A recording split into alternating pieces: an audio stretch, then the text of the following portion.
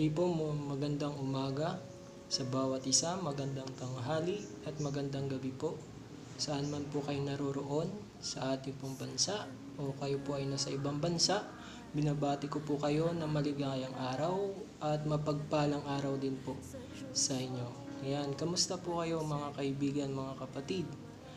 Ngayong araw po na to, muli po tayo mag-aaral ng banal na salita ng ating pong Panginoong Hesus. Ayan. At bago po tayo magsimula, tayo po ay manalangin. Ama namin sa langit, maraming salamat po Ama sa araw na ito na muli po kami mag-aaral ng inyong pong salita.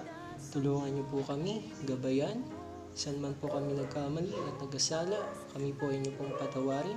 At maraming salamat po sa inyong pong pagmamahal na ibinigay po sa amin.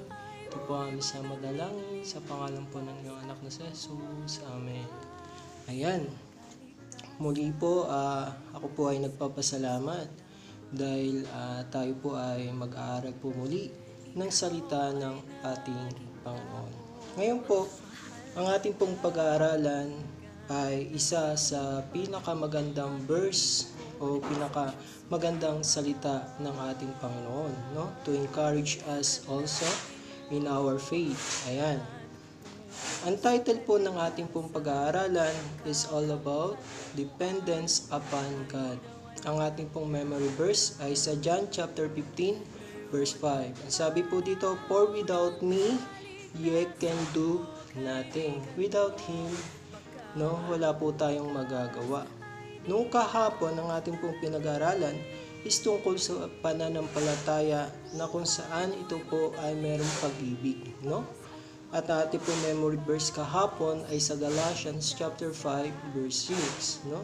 At ngayon, tayo po ay magfo-focus sa John chapter 15 verse 5 na kung saan sinasabi sa Tagalog ay, ako ang puno ng ubas, kayo ang mga sanga.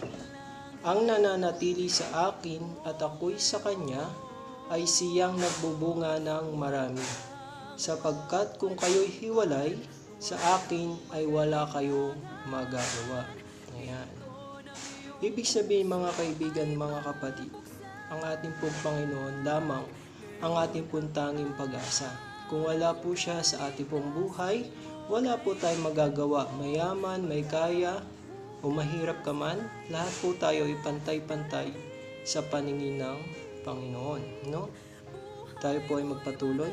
The first lesson to be taught is the lesson of dependence upon God. Ayan. Tayo po ay dapat naninindigan o tayo po ay dapat wala pong ibang aasahan ng ating pong buhay kundi ang Panginoong Hesus lamang. Ayan. As a flower of the field has its root in the soil, as it must receive air, dew showers and sunshine, so must we receive from God that which ministers to the life of the soul. Ayan. Ibig sabihin mga kaibigan, mga kapatid, ang ating pong buhay ay useless kung wala po ang Panginoong Hesus. Ganon din ang mga halaman. Kapag ang halaman ay hindi nalalagyan ng tubig o hindi naaarawan, ito po ay mamamatay. Ganon din po ang ating pong buhay. Ang ating pong tubig at ang ating araw na nagbibigay po sa atin ng buhay, walang iba kundi ang Panginoong Hesus.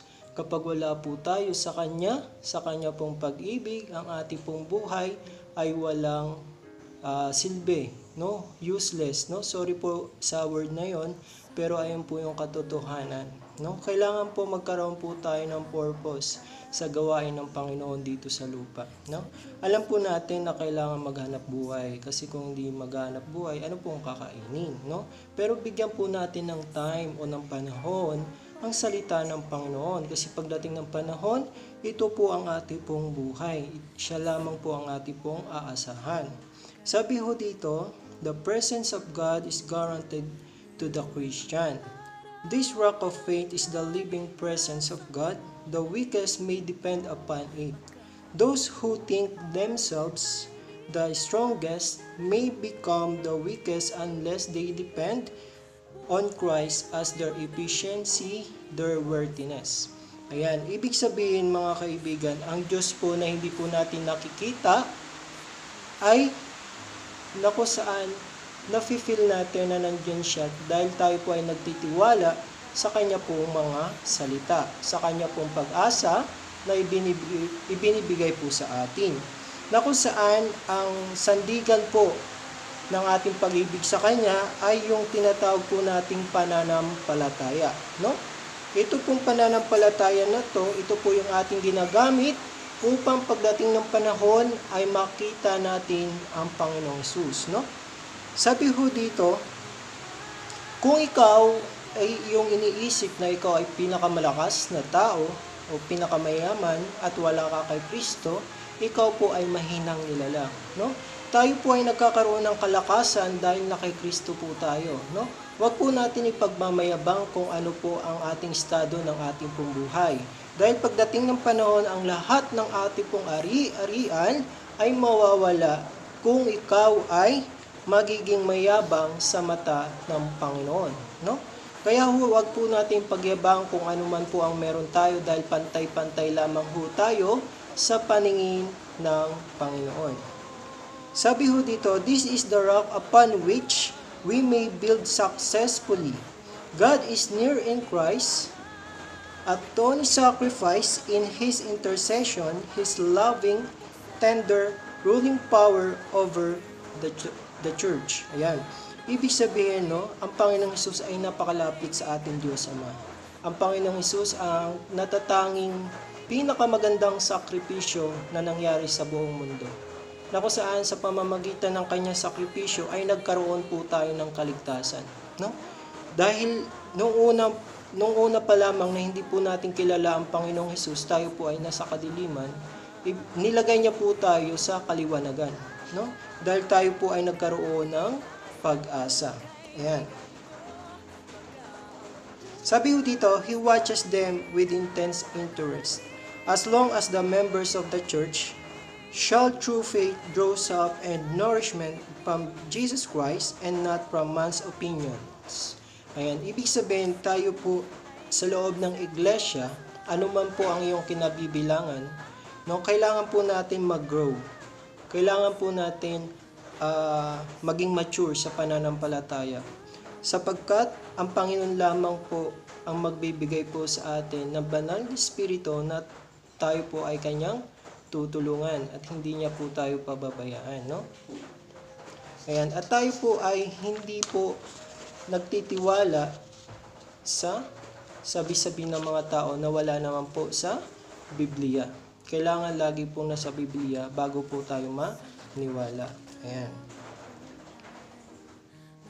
At sabi ho rito, the strength of every soul in God and not in man. Ayan. Ang ating pong kalakasan ay nasa Diyos at wala po sa tao.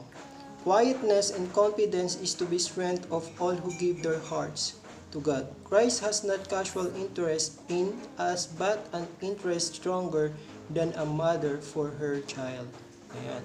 Ibig sabihin, ang pagmamahal po ng Diyos sa atin ay masigit pa po sa pagmamahal ng ina.